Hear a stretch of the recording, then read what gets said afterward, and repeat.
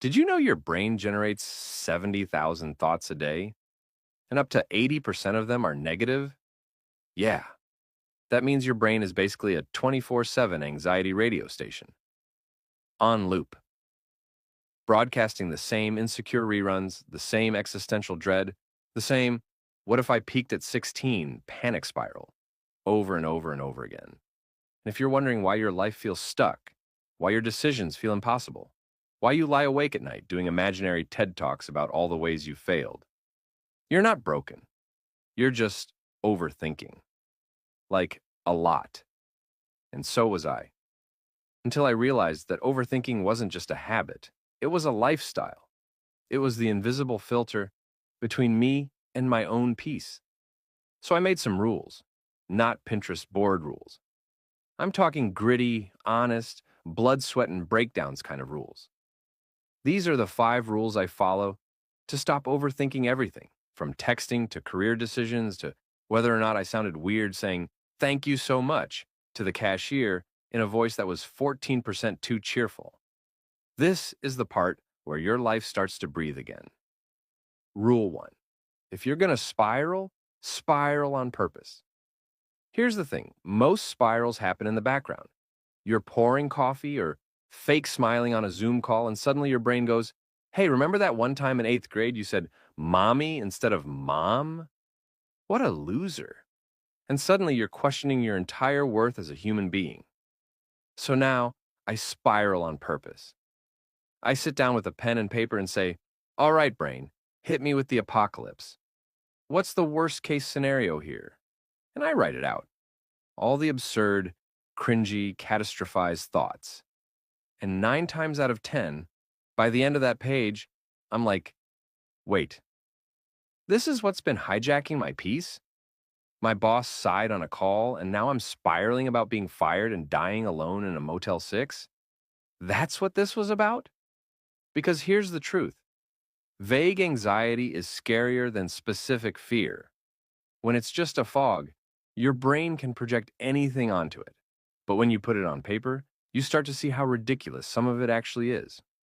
So if your brain's going to throw a panic party, at least make it RSVP. Rule 2.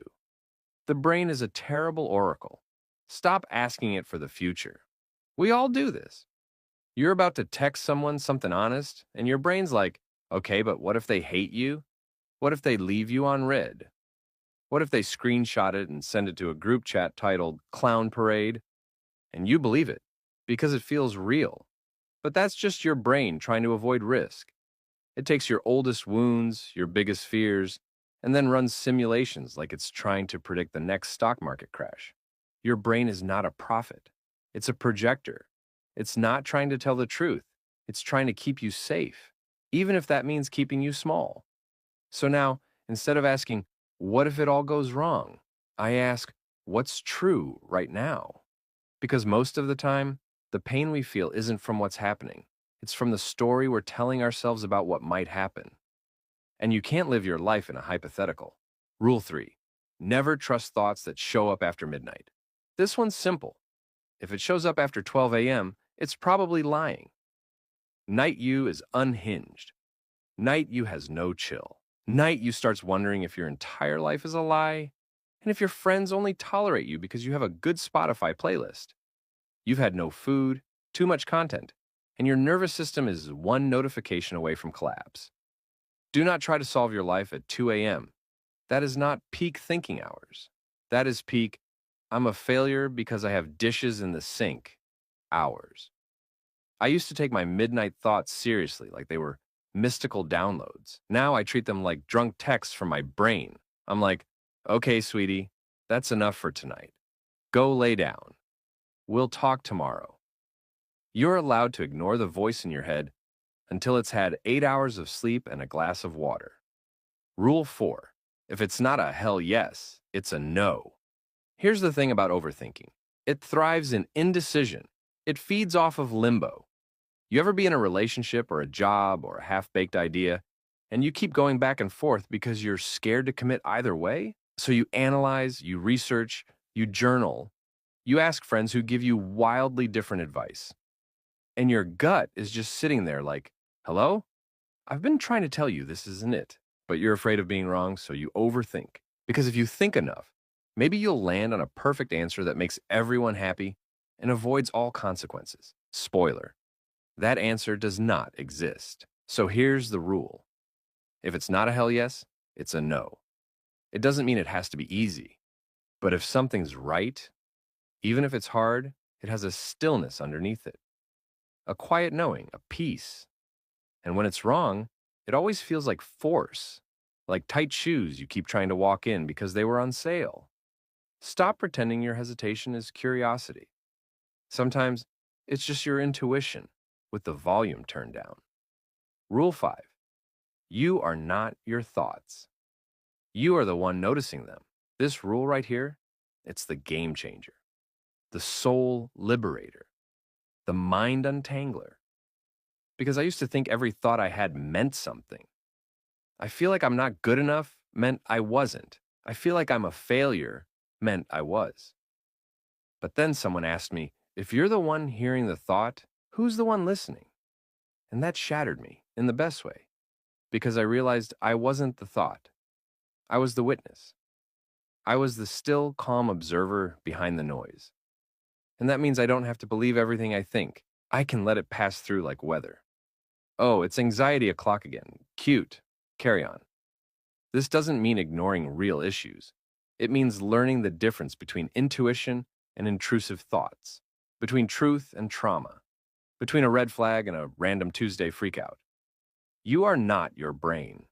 You are the awareness underneath it. You are the sky, not the storm. Let me tell you a story someone once told me. There was a woman in a village who carried water every day in 2 jars. One perfect, one cracked. By the time she got home, the cracked jar had leaked half its water. The jar felt useless.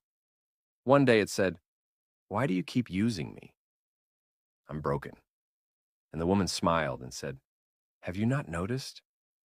The path I walk with you's lined with flowers. I planted seeds on your side of the road, and you've been watering them every day.